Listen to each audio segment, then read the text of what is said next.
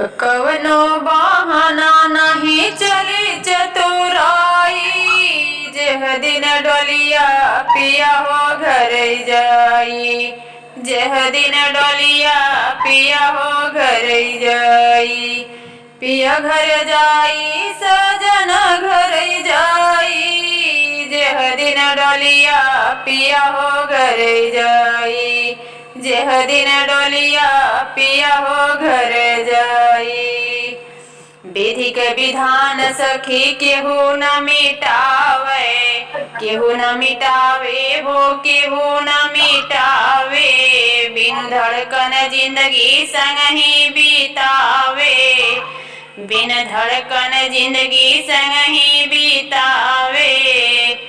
अरे जाए के परी जब पिया बोलाई, जेह दिन डोलिया पिया हो घर जाई, जेह दिन डोलिया पिया हो घर जाई।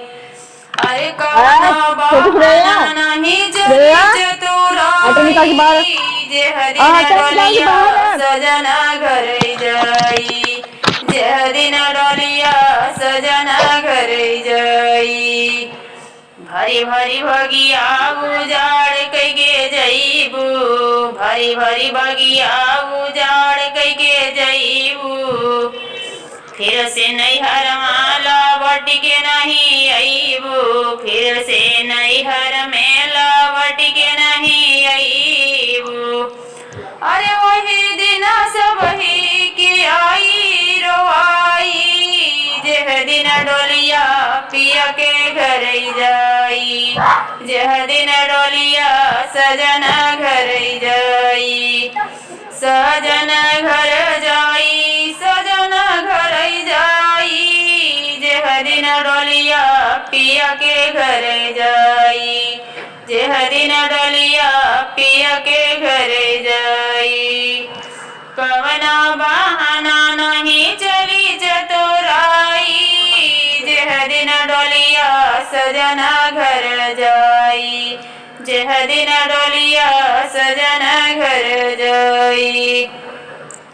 उड़ी जाई है पंछी एक दिन तोड़ी के पिजड़ावा, उड़ी जाई है पंछी एक दिन तोड़ी के पिजड़ावा, तोड़ी के पिजड़वा हो तोड़ी के पिजड़वा।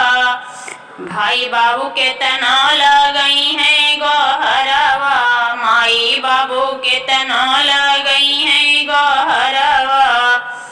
हरि देव संघलिहा दिल के बसाई, जेह दिन डोलिया पिया हो घर जाई, जेह दिन डोलिया पिया हो घर जाई।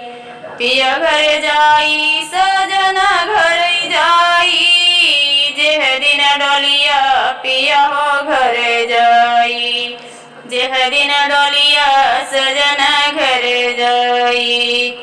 कवना बहाना नहीं चली चतुराई, जेह दिन डोलिया सजना घर जाई, जेह दिन डोलिया सजना